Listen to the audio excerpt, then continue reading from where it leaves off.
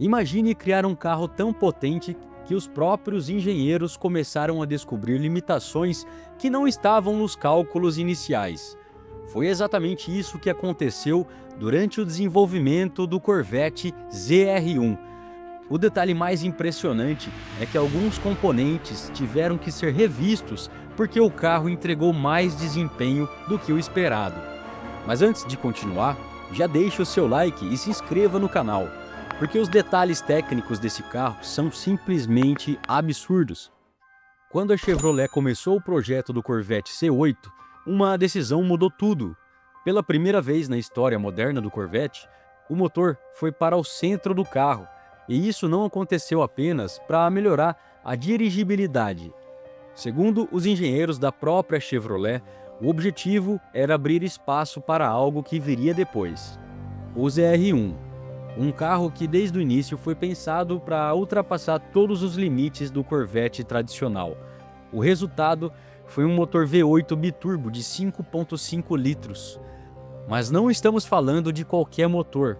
São 1.064 cavalos de potência e 828 libras de torque, com giro de até 8.000 RPM e velocidade máxima superior a 346 km por hora. Só que existe um detalhe: quando você entra na faixa dos 1.000 cavalos, o problema deixa de ser gerar potência. O problema passa a ser controlar essa potência. Foi aí que os engenheiros começaram a encontrar desafios inesperados. Primeiro veio a transmissão. Ela precisou ser projetada desde o início para suportar níveis absurdos de torque. Depois vieram os freios. A energia que esse carro gera é tão grande que os discos de carbono e cerâmica precisaram receber um material capaz de dissipar calor com mais eficiência. Mas os maiores desafios ainda estavam por vir. Durante os testes, os engenheiros descobriram que os pneus estavam sendo submetidos a cargas maiores do que o planejado. Em outras palavras, o carro estava entregando mais desempenho do que as metas iniciais. O resultado foi necessário reforçar a estrutura dos pneus para suportar o que o carro realmente era capaz de fazer. E não parou por aí. A enorme asa traseira do pacote aerodinâmico também precisou ser revista, porque a força aerodinâmica gerada em alta velocidade ficou acima do previsto. A carga aplicada na estrutura era tão grande que os suportes tiveram de ser reforçados.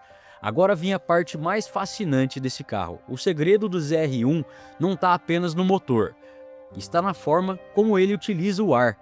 Praticamente toda a dianteira do carro foi transformada em um gigantesco sistema de gerenciamento térmico.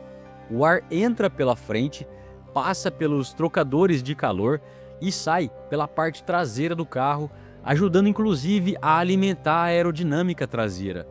Ou seja, o próprio calor do motor faz parte da estratégia aerodinâmica.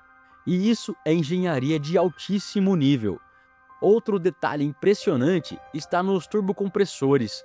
Eles trabalham com aproximadamente 20 psi de pressão e possuem sensores capazes de monitorar precisamente a velocidade da rotação das turbinas. O motivo? Porque em rotações extremas, uma turbina pode literalmente se destruir. Segundo os engenheiros da Chevrolet, monitorar essa velocidade permite operar muito mais próximo do limite de segurança. Mas talvez o mais surpreendente seja outra coisa. Apesar de toda essa insanidade mecânica, a Chevrolet não queria construir apenas um carro rápido. Ela queria construir um carro utilizável, um carro que pudesse ser dirigido no dia a dia. Por isso, o ZR1 mantém sistemas eletrônicos sofisticados de gerenciamento de tração, modos de condução ajustáveis e até uma suspensão capaz de oferecer mais conforto do que muitos superesportivos rivais. E é justamente aí que está a genialidade do projeto. Fazer um carro extremo é relativamente fácil.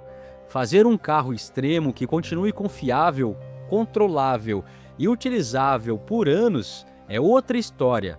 Talvez o mais interessante em tudo isso seja uma declaração dos próprios engenheiros da Chevrolet. Eles afirmam que o ZR1 está muito mais próximo do limite que a plataforma C8 consegue suportar.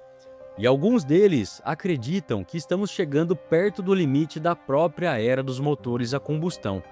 Por isso a pergunta que fica é: o Corvette ZR1 é apenas mais um supercarro ou nós estamos vendo um dos últimos grandes monumentos da engenharia automotiva movida a gasolina?